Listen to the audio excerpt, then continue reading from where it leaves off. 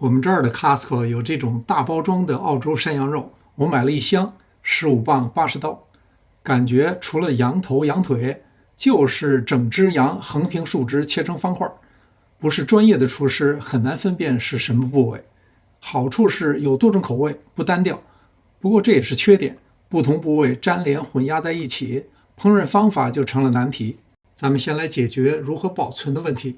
包装上写的保质期是2年，但这是散装的，家裡的冰箱又經常打開，所以最好還是重新包裝。2包散裝是近期要吃的，3包真空包裝可以長期保存。這種凍肉最好的化冻方法是慢解冻，快解冻容易使肌肉細胞破裂，肌红蛋白流失。這一包我在冰箱的冷藏室放了超過24小時，拿出来以後再用冷水浸泡2個小時。山羊的味道一般比較重，泡水既能夠去掉一些血水，還能夠減少一些膻氣。加工之前最好用漏勺把表面的水分控乾。咱們來仔細看看羊肉，這是一塊脊骨，這塊方方正正的應該是一塊羊肩肉，這一塊是排骨，很薄，比較容易做熟，而這一塊呢，帶着一節板筋，是最難做熟的。調料我準備了草豆蔻、小茴香、花椒、香葉、辣椒，當然蔥和薑也少不了。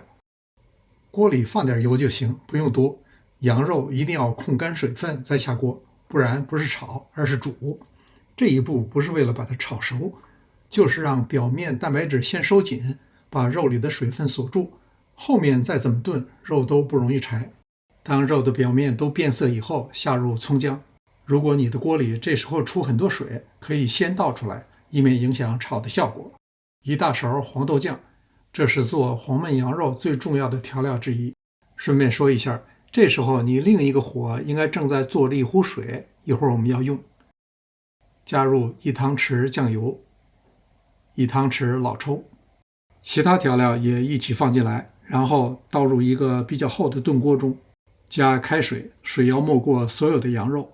應該燉多長時間呢？如果是1個小時，有些確實可以吃了，但有些依然咬不動。要達到最佳口感，必須燉2個小時才可以。出鍋前10分鐘再下胡蘿蔔塊和適當的鹽。如果想節省時間，用高壓鍋也行，先壓40分鐘，放氣後再倒回鍋裡，大火收湯10分鐘就可以了。這種做法調料適可而止，像什麼八角、桂皮、草果、白芷之類，味道特別重的就不放，盡量突出羊肉自身的風味。買這麼一大箱羊肉，春節前可以變着法的做幾次，保證過足癮。感謝您的觀看，臨走前別忘了評論、點讚、訂閱。這裡是上師廚房，我們下次再見。